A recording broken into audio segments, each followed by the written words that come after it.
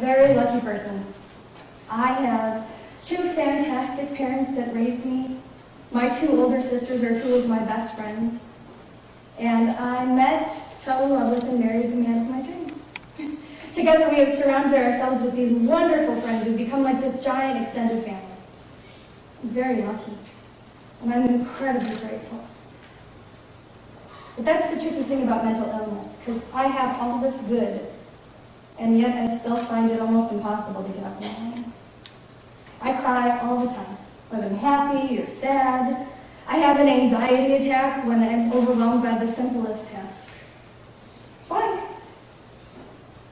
When I was in college, I was diagnosed with manic depression, which basically means that my highs are really high and my lows are super low. More recently, I was also diagnosed with an anxiety disorder, which came about when my husband Matt and I decided to have kids. We had been married about 4 years, and we'd been trying for a few months when we got our first positive test. I was over the moon excited. But the very next day, it was clear that something was wrong. My doctor sent us for a stat ultrasound, and once the technician had everything ready, she looked at me and she said, "Why are you here again?" And I told her I'd had a positive pregnancy test, and now I was bleeding abnormally. And she said, "Well, you had a miscarriage, and you have a very large hemorrhaging cyst in your uterus." I was devastated. That was April 8th, 2013. I had the cyst removed, and while they were in there, they found out I also had endometriosis, so they got rid of that too. And now I was fine. Now we could try again, which we did for months. But in the fall, my father suddenly passed away. And this threw us for a loop because the year before we'd lost my father-in-law. My father had always wanted Matt and I to have kids. You know, the last thing I whispered to him was that he should look around up there in heaven because he had a grandbaby waiting for him. We didn't tell our families that we were trying because we wanted it to be a big surprise.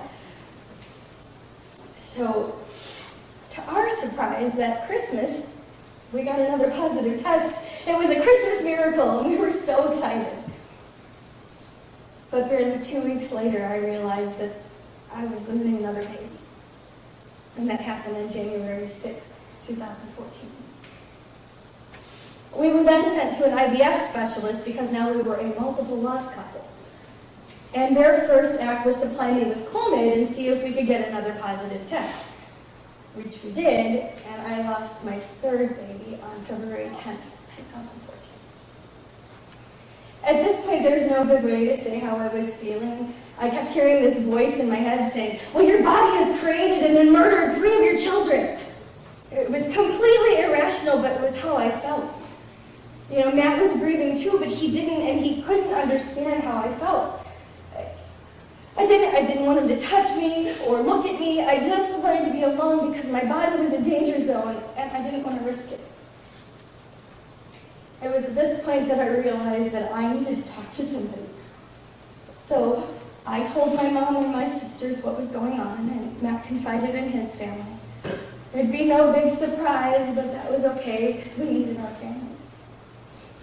And the more people I talked to about what was going on, the more I realized how many family and friends I had that were going through or who had gone through exactly the same thing.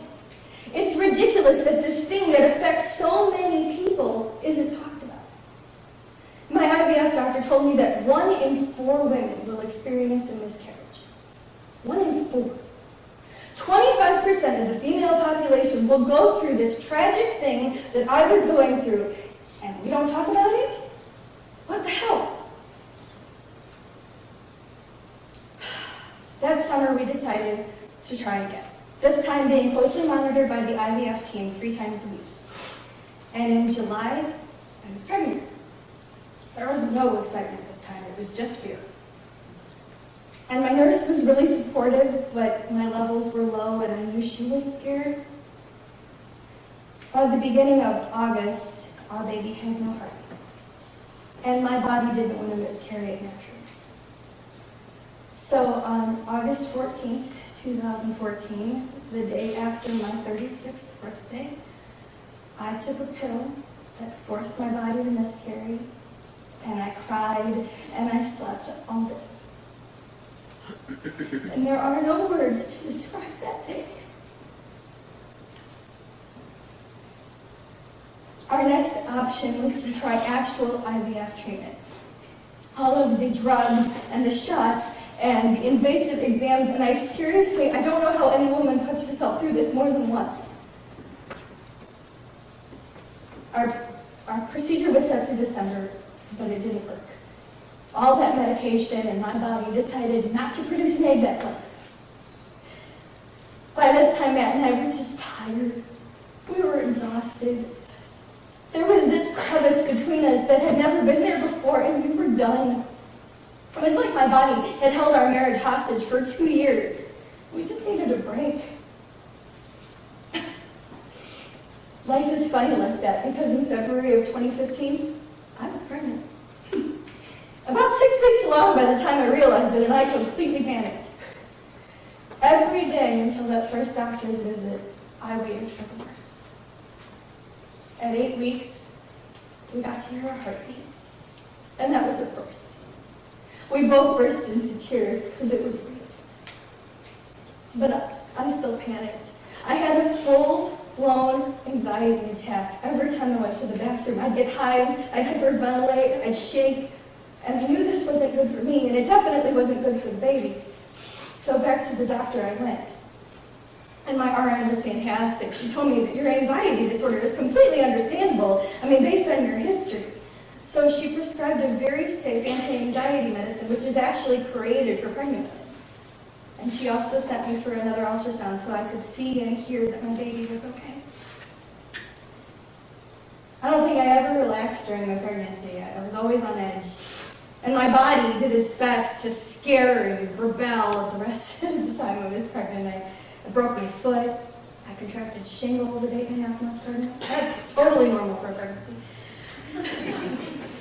But on October 22nd, 2015, after the worst 5 hours of my entire life, because I pushed for 5 hours with no medication because they couldn't get the epidural to work.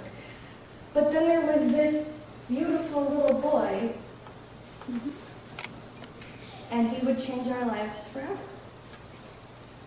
Gray Joseph, named for his grandpa's, is the best thing that's ever happened to me. The four that came before him, I will grieve and miss forever. But I like to think that they're keeping their grandpas really busy in heaven. Infertility and miscarriage are so common, and we don't talk about it. That feeling of helplessness and loneliness and anger and defeat and anxiety and depression, that all comes with that's something that you shouldn't have to bear alone. People need people most when things are at their worst. So reach out to other people and be there for them when and how you can. And if you're going through this, talk to somebody, because I guarantee you it won't take you long to find somebody who's been there or who is there. And if you can't find anybody for some weird reason, talk to me. I'll be there for you. I understand.